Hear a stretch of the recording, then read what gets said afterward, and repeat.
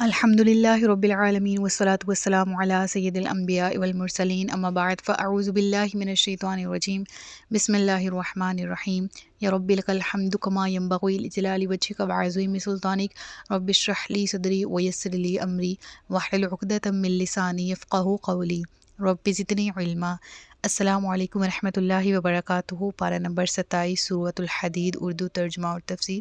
گزشتہ اسباق میں آیت نمبر 10 تک ہم نے پڑھ لیا۔ آج کے سبق میں آیت نمبر 11 سے باقاعدہ آغاز کر رہے ہیں، جس میں اللہ رب العزت ارشاد فرماتا ہے من ذا الذی یقرض اللہ قرضا حسنا فیضاعفہ لہ ولہ اجر کریم۔ کوئی ہے، کون ہے جو اللہ کو اچھا قرض دے تو اللہ کے لیے اس کو کئی گنا، تو اللہ اس کے لیے اس کو کئی گنا بڑھا دے گا اور اس کے لیے اچھا اجر ہے۔ اب یہاں پر جو آیت ہے اس کی تفصیلات تو سورۃ البقرہ میں بھی ڈیٹیل میں گزر کے آ چکی ہیں کہ اللہ کو قرض حسنہ دینے سے کیا مراد ہے۔ یعنی یہ اللہ کی راہ میں مال خرچ کرنے کے لیے ترغیبی طور پر کہا جاتا ہے۔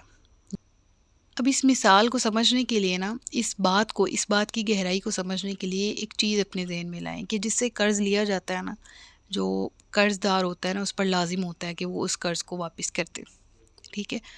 اللہ یہاں پر کیا فرمایا؟ اللہ فرما رہا ہے کہ راہ خدا میں جو کچھ تم خرچ کرو گے وہ اللہ کے ذمہ قرض ہوگا، یعنی وہ اسے ضرور لوٹائے گا۔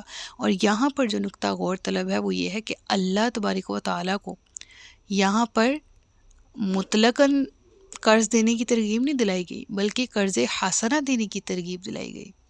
اور قرض حسنہ کیا ہوتا ہے؟ جب اس میں کچھ شرائط پائی جائیں۔ اب میں آپ کو دوبارہ سے سمجھاتی ہوں۔ قرض یہاں پر اللہ کو دینے سے کیا مراد ہے؟ اللہ کی مخلوق پر خرچ کرنا۔ اور اللہ نے اسے یہ کیوں کہا کہ کون ہے جو مجھے قرض دے؟ دیٹ مینز اس میں یہ بتانا مقصود ہے کہ تمہارا دیا گیا تمہیں ملے گا، واپس ملے گا۔ تم اللہ کی راہ میں صدقہ کر رہے ہو، تمہیں وہ کرنے والا پرسن نہیں دے گا، تم دے اللہ کی مخلوق کو رہے ہو، لیکن اس کا اجر بھی تمہیں ملے گا اور وہ بھی تمہیں دگنا اور اس سے زیادہ کر کے دیا جائے گا، جو کہ اسی آیت میں فَيُضَاعِفَهُ لَهُ وَلَهُ أَجْرٌ كَرِيمٌ ذکر ہے کہ اللہ فرماتا ہے کہ میری رحمت کے ذمہ پر یہ لازم ہوگا کہ میں اس قرض کو واپس کروں اور کئی گنا بڑھا دوں، یعنی شورٹی دی گئی کہ ملے گا ہی ملے گا، آخرت میں تو ملے گا ہی، دنیا میں بھی ملے گا۔ آپ سمجھ آ رہی ہے؟ ٹھیک ہے، اب آگے چلتے ہیں۔ اور یہ جو قرض ہم اللہ کی راہ میں دے رہے ہیں مطلقاً نہیں کہ ٹھیک ہے یہاں سے آیا یہاں دے دیا۔ میں نے بڑے ایسے لوگ دیکھے ہیں ایسی مینٹیلٹی کے جو کہتے ہیں کرپشن ہی ہے، کروڑ کی کر لو، 10-20 لاکھ بیچ میں سے صدقہ دے دیں گے۔ تو خود بتائیں، کوئی دین ذرا سا بھی پڑا ہوا ہے نا، دین کی باریکیوں میں تو بہت آگے کی بات ہے نا، وہ کہے گا یہ جائز نہیں ہے، کیوں؟ حرام کا پیسہ ہے۔ سمجھ آ رہی ہے نا؟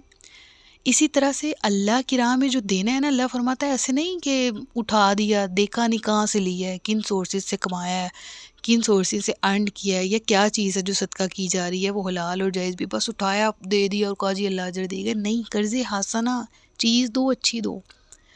اس میں کون کون سی چیزیں جو ہیں وہ کون کون سی شرائط آتی ہیں؟ سب سے پہلے مال کا حلال ہونا، دوسرا چیز کا اعلیٰ درجے کا ہونا، کوالٹی کے اعتبار سے بھی، کوانٹٹی کے اعتبار سے بھی، ٹھیک ہے۔ کوانٹٹی تو دین میں اتنی میٹر نہیں کرتی، وہی زیادہ ہوتی ہے جو انسان کے پاس ہوتی ہے، ٹھیک ہے۔ یعنی کسی کی بساط ہی اگر 10 روپے کی ہے تو وہ اس کے لیے کوانٹٹی ہی ہے، ٹھیک ہے۔ اللہ کی بارگاہ میں یہ چیز نہیں دیکھی جاتی، لیکن اس کے نزدیک دیکھی جاتی کہ اس کے پاس ٹوٹل 20 تھے، اس نے اس میں سے 10 روپے دیے ہیں، تو یہ بڑی بات ہے، ٹھیک ہے۔ اور جس کے پاس ویسے لاکھ ہے اور اللہ کی راہ میں دینے کے لیے اس کی جیب سے صرف 10-20 کا نوٹ ہی نکل رہا ہے، تو پھر یہ اس کے نزدیک کوانٹٹی ہے کہ وہ کم دے رہا ہے۔ سمجھ آ رہی نا پوائنٹ کی؟ نیت میٹر کرتی ہے اللہ کی بارگاہ میں، اور یہ کہ آزمایا جاتا ہے، دے کے آزمایا جاتا ہے۔ اب یہاں پہ انہی لوگوں کا ذکر ہے جن کو اللہ دے رہا ہے اور آزما رہا ہے کہ بھئی میں نے دیا ہے، یہ تمہارے پاس آپشنز موجود ہیں کہ اللہ کی راہ میں خرچ کرو، ہاں تمہیں آخرت میں اجر بھی ملے گا، لیکن دنیا میں تمہیں شورٹی ہے کہ تمہیں دگنا کر کے دیا جائے گا، ٹھیک ہے۔ اب شرائط کون سی ہیں؟ پہلے میں نے بتائی حلال مال، دوسرا یہ کہ اس کا درجہ اعلیٰ درجے کی چیز ہو، اور تیسرا یہ علماء نے کہا ہے کہ یہ تقوی کا لیول ہے، خود بھی اس کی اشد ضرورت ہو. یؤثرون علی انفسہم ولو کان بہم خصاصہ، سورۃ الحشر کی آیت ہے کہ اگرچہ خود جو ہے نا وہ انسان گھاٹے میں آ رہا ہو، لیکن وہ جو فیصلہ کرے وہ اپنے انسان بھائی کے لیے ہمدردی کا، اثار کا، قربانی کا جو کرے، یہ صفت ہونی چاہیے. ٹھیک ہے، یعنی خود بھی ضرورت ہے، ساتھ والے کو بھی ضرورت ہے، تو اپنی ضرورت کو پیچھے رکھ کے اگلے کی ضرورت کو پورا کیا جائے. ٹھیک ہے، تو تب بھی یہ قرض حسنہ کی ایک صورت ہے. اور اس کے بعد کیا ہے؟ پوشیدہ طور پر دے، یہ زیادہ احسن ہے. اور اگر اعلانیہ دے تو اس میں اس کی نیت یہ ہو کہ میں چاہ رہا ہوں یا چاہ رہی ہوں کہ اس سے دوسروں کو بھی ترغیب ملے. ٹھیک ہے، پھر دے کر احسان نہ جتلائے، اذیت نہ پہنچائے، مقصد رضائے الہی ہو. جتنا بھی خرچ کرے اسے تھوڑا خیال کرے. ٹھیک ہے، اور جو تم اللہ کی راہ میں خرچ کرو گے اس کا بدلہ ڈبل کر کے دیا جائے گا، 10 سے 700 گنا تک ملے گا، بلکہ اس سے بھی زیادہ، اور اس کے علاوہ اجر عظیم بھی. سبحان اللہ. اور پھر ذکر ہوتا ہے یوم تری المؤمنین والمؤمنات یسعی نورہم بین ایدیہم وبایمانہم بشراکم اليوم جنات تجری من تحتها الانہار خالدین فیہا ذلک هو الفوز العظیم. جس دن تم مومن مردوں اور ایمان والی عورتوں کو دیکھو گے کہ ان کا نور ان کے آگے اور ان کی دائیں جانب دوڑ رہا ہے، اور فرمایا جائے گا کہ آج تمہاری سب سے زیادہ خوشی کی بات وہ جنتیں ہیں جن کے نیچے نہریں بہتی ہیں، تم ان میں ہمیشہ رہو. یہی بڑی کامیابی ہے. اہل ایمان قبروں سے نکل کر جب حشر کے میدان میں تشریف لے جائیں گے نا، تو ان کی جو شان ہے نا وہ ذکر کی گئی. اس سے پہلے ہم نے ڈویژن بھی پڑھ لی. ٹھیک ہے، کس کو کس گروپ میں ڈالا جائے گا. ہم نے اجر و ثواب بھی پڑھ لیا، جنتوں کا، ان کی کنڈیشنز کا، ان کے بالا خانوں کا بھی پڑھ لیا. اب جو ان کی چال ہے نا، جب وہ جنت کی طرف جا رہے ہوں گے، بلکہ ایون یہ کہ میدان حشر جب لگے گا تو جو اہل ایمان ہیں ان کی جو چال ہے، اس کا، ان کی جو شان ہے، اس کا عالم یہ ہوگا کہ ان کے آگے اور ان کے دائیں جانب نور ہوگا. اللہ اکبر. یہ نور ہر شخص کی قوت ایمان اور اعمال حسنہ کے مطابق ہوگا. جس کا عمل جتنا نیک، جس کے ایمان کی جتنی تقویت اور قوت، اس کو اس کے مطابق ہی عطا کیا جائے گا. اس دنیا میں جس نے جس قدر ایمان کی پختگی کا مظاہرہ کیا ہوگا، جس قدر نیکیاں زیادہ ہوں گی، اسی نسبت سے اس کا نور جو ہے وہ زیادہ ذوفشاں ہوگا. اب یہاں پر ایک اور نقطہ بھی سمجھ لیں کہ آگے نور ہونا اور دائیں نور ہونا ڈزنٹ مین کہ ان کے پیچھے یا ان کے بائیں نور نہیں ہوگا. ٹھیک ہے، اس سے مراد یہ ہے کہ مقصد یہ ہے کہ نور تو آگے اور دائیں طرف ہوگا، لیکن اس کا حالہ ہر طرف ہوگا، اس کی روشنی جو ہے وہ چاروں طرف ہوگی. اللہ اکبر. اس کے بعد ذکر ہوتا ہے بشراکم. اللہ اکبر. اللہ ہمیں ان لوگوں کے گروہ میں شامل فرمانا. تمہیں سب سے زیادہ مبارک ہو، سب سے زیادہ خوشی تمہارے فرشتے آگے بڑھ کر انہیں جنت کی خوشخبری سنائیں گے. اور پھر اس کے بعد اللہ فرماتا ہے کہ وہ جنت میں داخل کر دیے جائیں گے. اور پھر منافقین کا حال کیا ہے؟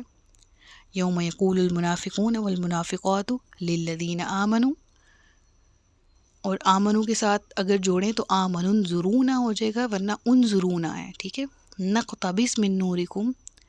اللہ اکبر کبیرہ. اللہ اکبر.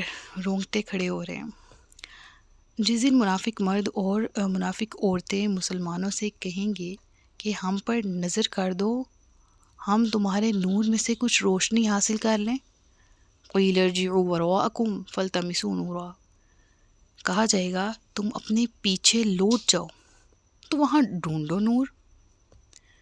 جب بھی ان کے درمیان ایک دیوار کھڑی کر دی جائے جس کے اندر کی طرف رحمت اور باہر کی طرف عذاب ہوگا. منافق مرد اور عورتیں جو دنیا میں تو بڑے اپنے آپ کو ایفیشینٹ، اپنے آپ کو چلاک ہوشیار سمجھتے ہوں گے نا، ایمان کا دکھاوا کرنے والے، قیامت کے روز حالت جو ہے اس کا ذکر ہوا ہے. اور حالت کیا ہے؟ اللہ فرماتا ہے کہ ان کے چاروں طرف گھوپ اندھیرا ہوگا. نجات کے سارے راستے بند کر دیے جائیں گے، اور بڑے بڑے بیچارگی کے عالم میں نا وہ اہل ایمان کو دیکھیں گے اور کہیں گے ذرا اپنی روشنی میں ہمیں بھی تو چلنے دو، ذرا اپنا نورانی وجود جو ہے وہ ہماری طرف بھی تو کرو، ہم شاید اس روشنی میں چل سکیں۔ انہیں کہا جائے گا پیچھے لوٹ کر جاؤ، وہاں نور تلاش کرو۔ جب پیچھے مڑ کے دیکھیں تو ان کے درمیان اور اہل ایمان کے درمیان ایک دیوار قائم کر دی جائے گی۔ اللہ نوز بیٹر وہ دیوار کی نوعیت کیا ہوگی۔ اور اس دیوار کے اس طرف جہاں اہل جنت مومنین اور وہ لوگ جو کہ مفلحون میں سے ہیں وہ ہوں گے، اور دوسری طرف منافقین، یعنی گروپنگ یہاں پر ہو گئی مومنین اور منافقین کی۔ اندرونی جانب جو جنت کی طرف ہوگی وہ رحمت والی ہوگی، اور باہر والی جو ہے وہ دوزخ کی طرف ہوگی اور عذاب والی۔ اللہ اکبر۔ منافق مسلمانوں کو پکار کے کہیں گے کیا ہم تمہارے ساتھ نہ تھے؟ وہ کہیں گے کیوں نہیں، مگر تم نے اپنی جانوں کو فتنے میں ڈالا اور مسلمانوں کے نقصان کے منتظر رہے اور شک میں پڑے رہے، اور جھوٹی خواہشات نے تمہیں دھوکے میں ڈالے رکھا، یہاں تک کہ اللہ کا حکم آ گیا، اور بڑے فریبی نے تمہیں اللہ کے بارے میں دھوکے میں ڈالے رکھا۔ اللہ اکبر۔ اب یہ وہ منظر ہے، اللہ فرما رہا ہے ان کو میں دونوں کو الگ فرما دوں گا اور درمیان میں دیوار حائل کر دی جائے گی۔ اور پھر اس کے بعد ذکر ہے کہ جب دیوار حائل ہوگی نا تو اہل جنت منافقین کی نظروں سے اوجھل ہو جائیں گے۔ اب وہ زور زور کر چیخ کے پکاریں گے کہ ہم کیا تمہارے ساتھ نہیں تھے؟ دنیا میں تو ہم تمہارے ساتھ تھے، یعنی ایک معاشرے میں رہتے ہوئے، ایک گروپ میں رہتے ہوئے، محلے دار، رشتہ دار، وہ اپنے آپ کو تعلق کا اظہار کریں گے نا، ہم تو آپس میں بڑے گہرے دوست بھی تھے، تم نے آج ہم سے یوں منہ موڑ لیا۔ اہل ایمان کیا جواب دیں گے؟ بے شک ہم تو تمہارے ساتھ تھے، یعنی رہائش تو ہماری ادھر ہی تھی، علاقہ، محلہ، ہمسائیگی، رشتہ داری سیم ہی تھی، لیکن تمہیں خوب علم ہے کہ تمہارے باطن میں کیا کچھ خرابیاں تھیں۔ یہاں منافقین کی ان خصلتوں کا ذکر ہو رہا ہے جو ان کی تباہی کا باعث بنی، اور ہمیں بھی چاہیے کہ ہم ان کلمات میں سنجیدگی سے غور کریں اور اپنا جائزہ لیں کہ منافقین والی کوئی خصلت کہیں ہم میں تو پائی نہیں جاتی، اور وہ عیب کیا ہیں جن کا ذکر یہاں پر موجود ہے کہ تم نے اپنی جانوں کو فتنے میں ڈال رکھا۔ تم اپنے آپ کو بڑے سیانے سمجھتے تھے کہ شاید ہم بے وقوف بنا رہے ہیں مسلمانوں کو، اہل ایمان کو۔ یخادعون اللہ والذین آمنوا وما یخدعون الا انفسهم وما یشعرون۔ سورۃ البقرہ کے ساتھ ریلیٹ کریں نا، اس سے پہلے مضامین بھی سورۃ البقرہ میں ہم پڑھ کے آ چکے ہیں بہرحال۔ اور اس کے بعد یہ کہ تم منتظر رہے تھے ہمارے گرنے کا، لوگ منتظر ہی رہے ہمارے زوال کے، ہم میں بھی حوصلے ہیں بڑے کمال کے۔ وہ آ جاتی نا بات کہ انسان مسلمانوں کے اندر کنسسٹنسی، اسٹرینتھ اور وہ ہمت تھی کہ وہ آخر تک لڑے، اور پھر ایک دن آیا کہ اسلام کا پرچم علم بلند ہوا۔ تو یہ منافقین تو اندر ہی اندر جڑیں کاٹ رہے تھے، وہ مسلمانوں کے گرنے کے انتظار میں تھے، اور پھر تب تم شک میں پڑے ہوئے تھے، اور پھر اپنی نفسانی خواہشات کے غلام تھے، اور پھر ایک دھوکہ دینے والے نے ان کو بہت برے ترین دھوکے میں مبتلا رکھا، اور اس سے مراد شیطان ہے، جنہوں نے ان کو دھوکہ کس چیز کا دیا تھا؟ مسلمانوں سے متعلق، دنیا سے متعلق، آخرت سے متعلق۔ اور ان کے جو برے اعمال تھی ان کی ریزن بیان کی گئی کہ یہ وہ لوگ ہیں کہ جنہوں نے شیطان کی پیروی کی، اور شیطان نے ان کو دھوکے میں ڈال دیا۔ پھر اس کے بعد ذکر ہوتا ہے فَالْيَوْمَ لَا يُؤْخَذُ مِنْكُمْ فِدْيَةٌ وَلَا مِنَ الَّذِينَ كَفَرُوا۔ تو پھر آج منافقین کو کہا جائے گا کہ تم سے کوئی فدیہ قبول نہیں کیا جائے گا، اور نہ ہی کافروں سے۔ عرب دور میں یہ چیز کا رواج تھا کہ کسی جان کو خلاصی چاہیے ہوتی تھی کسی چیز سے تو وہ فدیہ دے کے اپنے آپ کو چھڑا لیتے۔ جنگی قیدیوں کی بات کریں تو ایک گروپ نے دوسرے سے جنگ کی، دوسرے کے قیدی اپنے پاس رکھ لیے تو اس کو جا کے فدیہ دیا اور اپنے قیدی چھڑوا لیے، وغیرہ وغیرہ۔